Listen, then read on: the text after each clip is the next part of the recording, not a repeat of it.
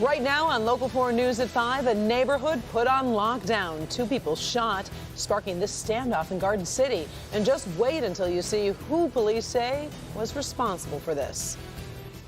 But we're going to begin with breaking news. Nearly 50,000 GM UAW workers off the job and on the picket line. We're now hearing about the last-minute offer that came in just before the strike deadline, and also why there's reason to have a little hope that a deal can be reached. The UAW strike is now 17 hours old, but there is good reason to be hopeful tonight. Let's get to the latest headlines at this hour. We'll start with that good news. The union and the company did return to the bargaining table this morning, and we are hearing more about a last-minute offer from GM that happened just before midnight. But the questions remain. How far apart are the sides, and how long is this likely to last? Start things off here at 5 with Rod Maloney live at GM headquarters. Do those talks that I mentioned continue now, Rod? That's right, they are, Devin, and you know, there's the old adage in the strike game that as long as they're talking, that's the good news, and in fact, that's where we are right now. But let's talk about that last-minute offer. It actually came Saturday night from General Motors to the United Auto Workers.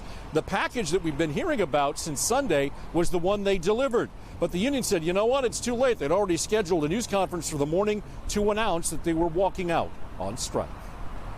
No contract, no work.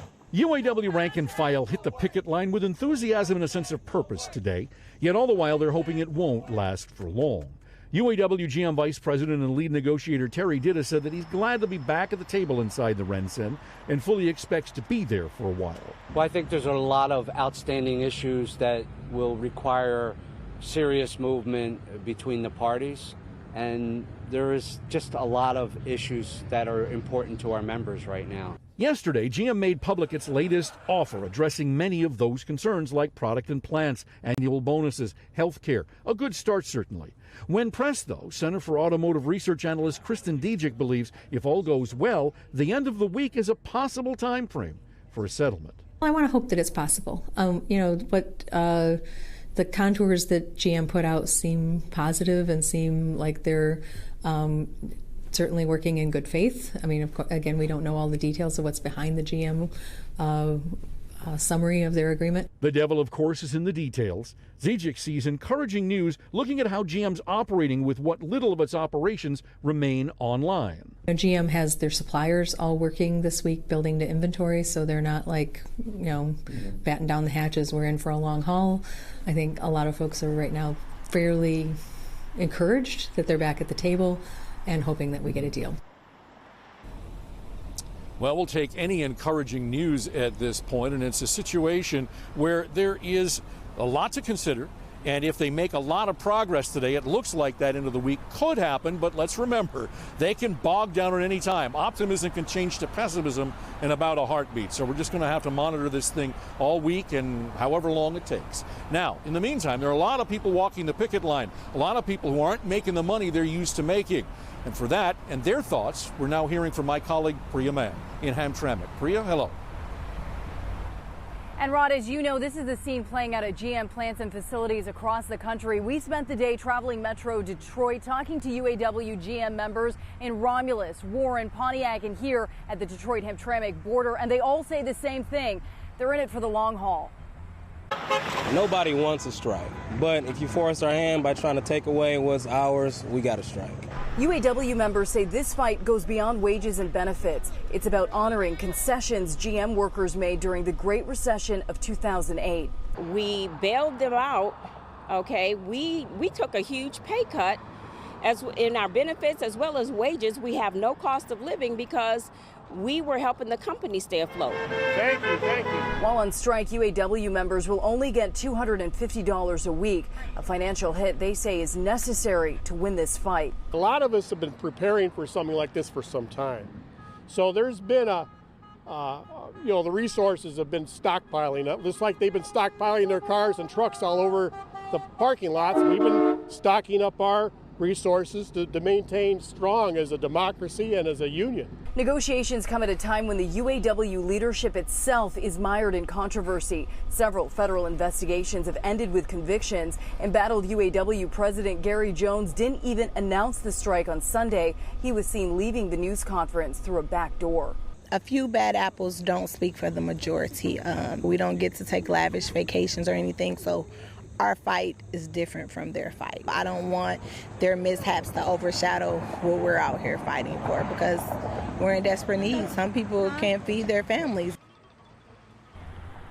Yes, certainly a lot of concerned workers right now. GM says its offer was fair with $7 billion in investments, creating 5,400 new jobs. Workers say they're most concerned about cuts to health care and creating a pathway for temporary workers to become permanent. If these two sides are any closer to an agreement, well, that is a closely guarded secret at this hour. Reporting live, I'm Priya Mann, Local 4.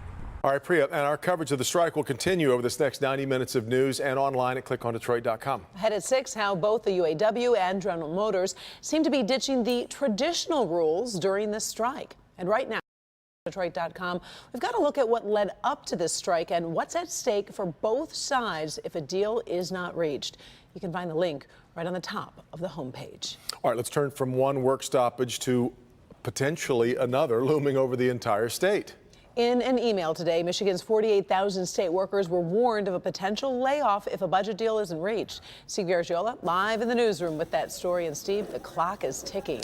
Yeah, it sure is. Karen and Devin, another situation where some serious bargaining is happening. Governor Whitmer and legislative Republicans continue their work toward a budget deal. But the possibility of a partial shutdown is very real. A new budget must be in place by September 30th. If there's no deal, here's what happens. About 30,000 state employees deemed non-essential will be temporarily laid off. Those employees will not get paid. About 19,000 essential employees, among them Michigan State Police and corrections officers, will continue to work and they will get paid.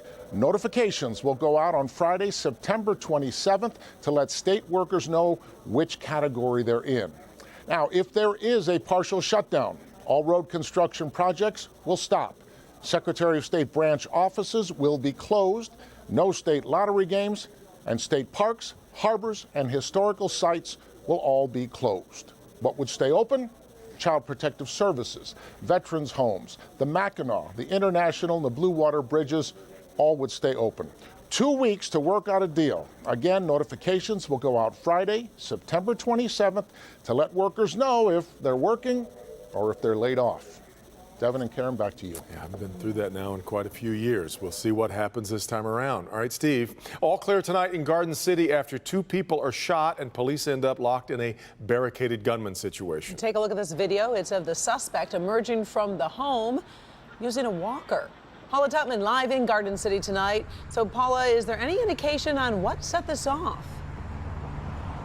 No, not yet, and that's what police have to investigate. Certainly, it's a surprise to neighbors who believe this to be generally a mild-mannered neighbor who is, as you could see, infirm at that, and police don't even understand the relationship between this suspect and the 2 people who were in the house with him at the time. At this hour, Garden City police are trying to figure out what triggered a shooting and barricade situation. A man and woman were shot around 11 this morning, and the suspect was able to keep police at bay for more than 2 hours. At 11 a.m., we got a call of shots fired.